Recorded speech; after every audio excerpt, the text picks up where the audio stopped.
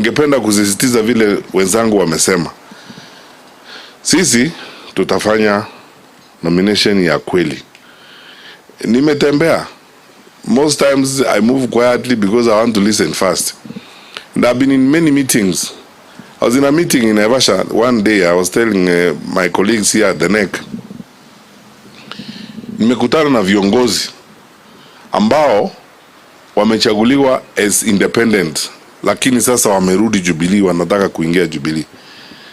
Walinizungumzia kwa njia ambayo ilinifanya nisikie aibu sana, kwa sababu walisema sisi tulienda kwa nomination pale tukanyimwa tikiti. Sasa tukaamua kusimama as independent candidates na tukashinda. Can you imagine that humiliation? We deny you a ticket and then you go there and run as an independent, unashinda. We miss a vote in the assembly, which would even have given us more opportunities to be in many committees in the assembly and so on.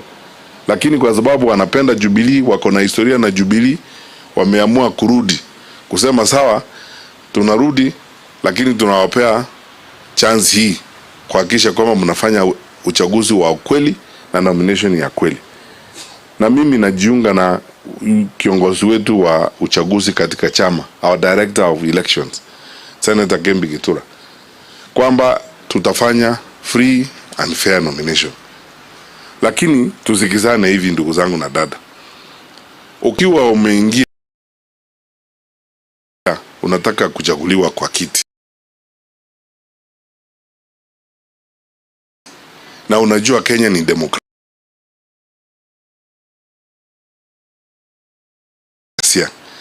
na unajua hii chama yetu tutazingatia mambo ya demokrasia,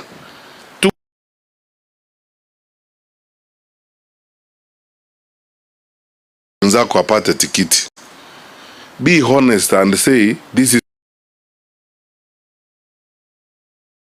majaliwa ya Mwenyezi Mungu. Tukipata uongozi, kazi ni utapata kazi nyingine ya kufanya. Tusiwe eti unabenda pale unashindwa, alafu sasa wewe unaamua tena kuhama na kupeleka wanachama wengine wetu katika pande nyingine.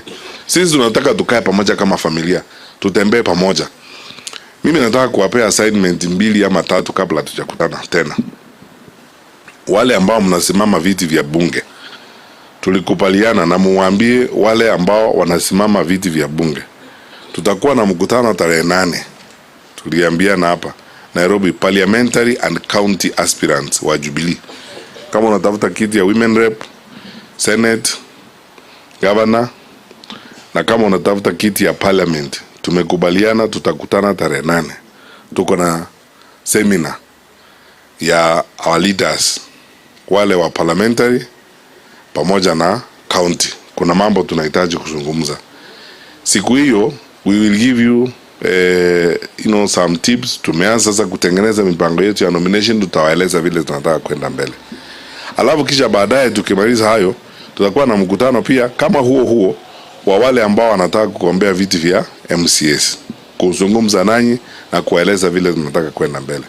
So assignment yangu ya kwanza hasa kwa wale ambao wanawania kiti ya ward, please familiarize yourself with every polling station in your ward. By the time we meet, uko na record ya polling stations zako zote, and umeenda ukapata accurate current data kutoka IBC of how many registered voters are in your polling station. Kama unatoka kama huyu ndugu yangu Mugo anatoka hapa juu Ngando, how many polling stations do we have in Ngando? Nachukua the current printing ya IBC, how many voters are registered in Ngando, how many. Kazi nyingine tutakueleza vile tutafanya, so that every one of you have the details of your wards and your polling stations. Wale ambao mnasimama bunge, you must know the number of polling stations in your constituency, and also know the number of wards in your constituency. Na pia tukikutana on 8th, give us information on who are the Jubilee candidates in the wards of your constituency. because wewe mwenyewe as a parliamentary candidate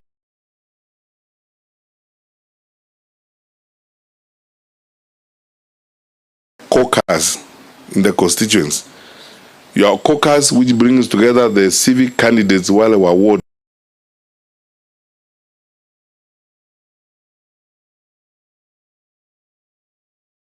as constituents. Because the way, the structure of our party, the way it is, as we prepare for the national,